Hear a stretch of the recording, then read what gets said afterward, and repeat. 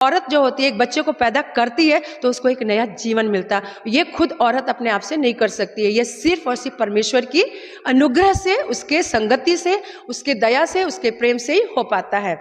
अब हम चलते हैं अपने बाइबल में कि कौन सी ऐसी स्त्रियां थीं जिन्होंने अपना स्थान बहुत ऊंचा बनाया। अगर हम ओल्ड टेस्टामेंट में जाते हैं तो सबसे पहले हम हवा के बारे में देखते हैं कि हवा ने ठीक है अपना कहना नहीं माना और जो कुछ भी हुआ उसके साथ वो अलग हुई। उसके बाद देखते हैं सारा है, हाजिरा है, रबेका है, राहेल है, लिया है, हन्ना, पनिन्ना, रूत, नयोमी, एस्तर, बत्शेबा, दबोरा, मिल्का, जावेद मतलब याकोबेद जो मूसा की मदर थी, ठीक है ना, रहाब वेश्या, शिप्रा, पुआ, यहोशिबा, जैल, ये सारी जो थी ये पुराने नियम में थी, जिसके बारे में कभी मेरे को मौका मिलेगा तो मैं इनके बारे में मैं आपको जरूर बताऊंगी, क्योंकि मेरा उद्देश्य यही है कि जब मैं जिस भी चर्च में जाऊं मैं अपने पति के साथ परमेश्वर की सेवा करूं।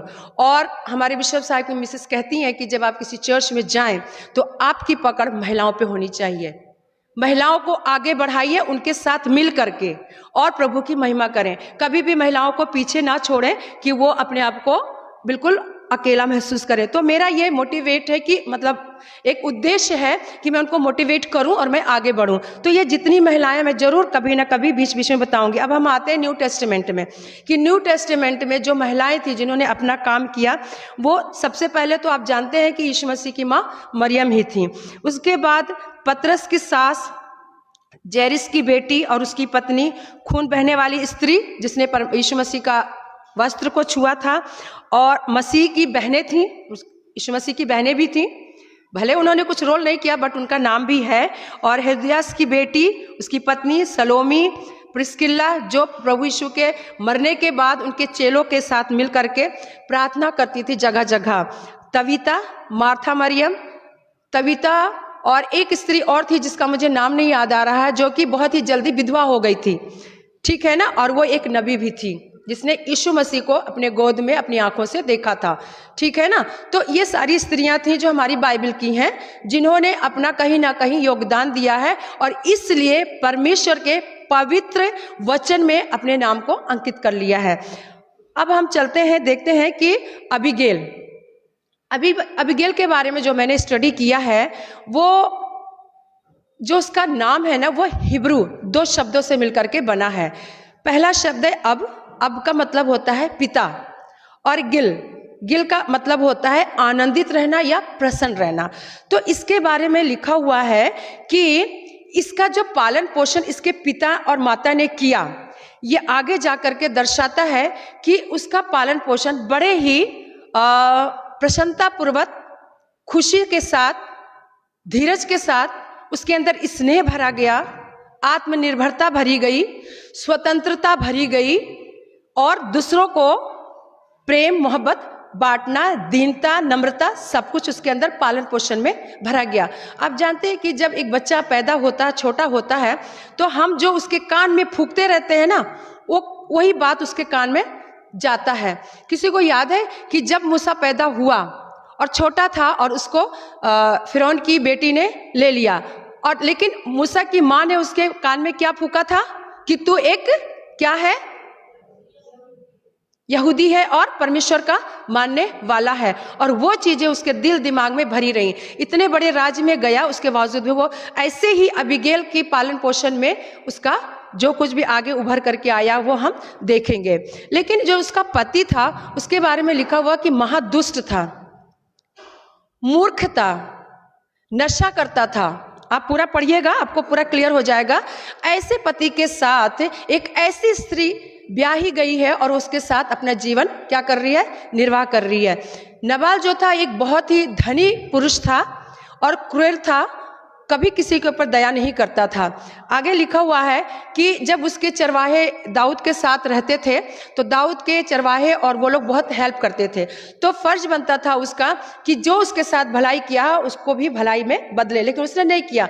पर ये चीजें अबीगेल को पता थी और अबीगेल के अंदर ये चीजें थी। जब दाऊद ने उसके पास भेजा था कि तू ऊन कतर रहा है, जो कुछ भी तेरा बन पड़ता है वो मेरे लोगों के लिए दे, लेकिन उसने साफ मना कर दिया था। यहाँ पर दाऊद जो था एक संसारिक था, स्वाभाविक था कि उसने उसके साथ भलाई किया था, उनकी रक्षा की थी, उनका कोई भी चीज़ नुकसान होने से बचा रहा था। तो उसको इस चीज़ का बहुत अफसोस हुआ कि मैंने इसके साथ भलाई किया तो क्या फ़ायदा हुआ। वो क्रोध में आया और वो क्या करने जा रहा था, खून करने जा रहा था। लेकिन परमेश्वर का शुक्र है कि उसने क्या किया, अबीगैल के अंदर डाला। लिखा हुआ है कि जो अबीगैल थी, जब उसको पता चलता है ये सारी चीज़ें, तो वो उसकी ज़रूरत के हिसाब से सारी चीज़ों को लेकर के घोड़े पे सवार होकर के जाती है। यानी कि जब हम उसकी विशेषता देखते हैं तो वो एक बहुत अच्छी घुड़सवार थी। मैंने इसे पढ़ा ना कि एक स्त्री क्या थी, अच्छी घुड़सवार थी। यानी कि बाइबल में भी कुछ स्त्रियां ऐसी थी जो घुड़सवारी करती थी। ये स्त्री बहुत ही फुर्तीली थी और घुड़सवारी करने में नंबर 1 थी। इसीलिए उसने अपने विवेक से काम लिया, सामान को लादा और पहाड़ों से उतरते हुए, ये इतनी फुर्तीली थी कि हम और आप अगर आज पहाड़ों से बोल दिया जाए उतरने के लिए बहुत टाइम लगेगा, लेकिन वो पहाड़ों से उतरती हुई चली जा रही थी दाऊद से मिलने के लिए, उससे क्षमा याचना मांगने के लिए, क्योंकि उसको पता चल गया था कि आने वाला जो काल है उसमें मेरा सब कुछ क्या हो जाएगा, नाश हो जाएगा, सिर्फ और सिर्फ उसके पति की मूर्खता की वजह से। और वो जाती है। बाइबल में लिखा हुआ कि वो बहुत ज्यादा रूपवती थी, खूबसूरत थी। और वो इतनी खूबसूरत थी कि जो बाइबल में 4 लेडीज हैं उनका नाम लिखा हुआ है।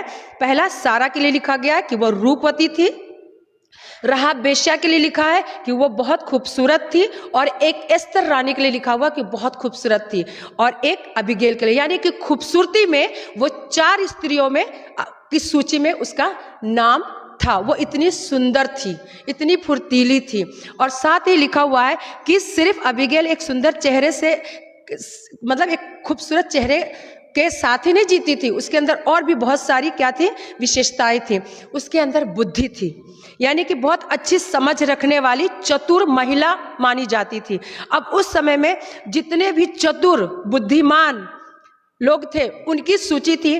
पहला था सुलेमान, जो बुद्धि का सबसे बड़ा कौन था, सोता था। उसको परमेश्वर ने क्या दिया था, बुद्धि दिया था। उसके अलावा पहले और आगे कोई भी इतना बुद्धिमान इंसान नहीं था। और भविष्यवक्ता जकरिया, वो भी बहुत बुद्धिमान था। और शेरबिया, ये भी एक बहुत बुद्धिमान व्यक्ति था। इन 3 पुरुषों के साथ अबीगैल को एक बुद्धिमान, चतुर, अच्छी समझ रखने वाली स्त्री को सूची में रखा गया, जो हमने पढ़ा है। क्योंकि हम इसमें देखते हैं 23 आयत में लिखा हुआ है कि दाऊद ने खुद अबीगैल को कहा है कि धन्य है तेरा विवेक। अब विवेक कहाँ से आता है, जब हम बुद्धिमान होते हैं, जब हम पे अच्छी समझ होती, तब हमारा विवेक क्या करता है, काम करता है। तो यहाँ पर लिखा हुआ है 33 में पढ़ती हूँ कि तेरा विवेक धन्य है और तू आप भी धन्य है कि तूने मुझे आज के दिन खून करने और अपना बदला आप लेने से रोक लिया। क्योंकि दाऊद एक ताव में चला आ रहा था, 400 लोगों को साथ लेकर के, पूरा तलवार और सब कुछ लेकर के, कि आज मैं वहां जाऊंगा और उस जन का एक भी बच्चा सवेरा होने तक नहीं बचेगा। लेकिन क्या हुआ, उसने अपने विवेक का, अपनी बुद्धि का इस्तेमाल किया और अपने लोगों को क्या किया, बचा लिया। और वो जाकर के कहती है कि नबाल जो है वो तो मूर्ख है और मेरा स्वामी उसकी मूर्खता पर ध्यान ना दे। क्यों तू अपने हाथों से खून करे।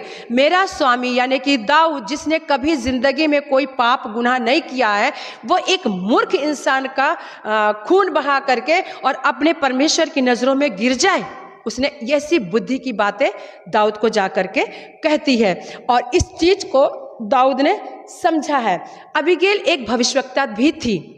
आप देखते हैं, इसमें आगे पढ़ेंगे अगर हम, तो लिखा हुआ है 34 में, क्योंकि सचमुच इज़राइल का परमेश्वर यहोवा, जिसने मुझे तेरी हानि करने से रोका है, उसके जीवन की शपथ, यदि तू फुर्ती करके मुझसे भेंट करने को ना आती तो न सिंधे सवेरे उजाला होने तक नबाल का कोई भी लड़का ना बचता। तब दाऊद ने उसे ग्रहण किया। यानी कि इधर लिखा हुआ है 29 में जाइए, 29 मैं लिखा, 28 से पढ़ती हूँ। अपनी दासी का अपराध क्षमा कर, क्योंकि यहोवा निश्चय मेरे प्रभु का घर बसाएगा। देखिए अभी दाऊद राजा नहीं बना है, लेकिन वो भविष्यवाणी करके कह रही है कि निश्चय ही मेरे प्रभु का घर बसाएगा और स्थिर करेगा, इसलिए कि मेरा प्रभु यहोवा की ओर से लड़ता है और जन्म भर तुझ में कोई बुराई नहीं पाई जाएगी। यद्यपि एक मनुष्य तेरा पीछा करने और तेरे प्राण का ग्राहक होने को उठा है, तो भी मेरे प्रभु का प्राण तेरे परमेश्वर यहोवा की जीवन रूपी गठरी में बंधा रहेगा और तेरे शत्रुओं के प्राणों को वह मानो गोफन में रख कर फेंक देगा।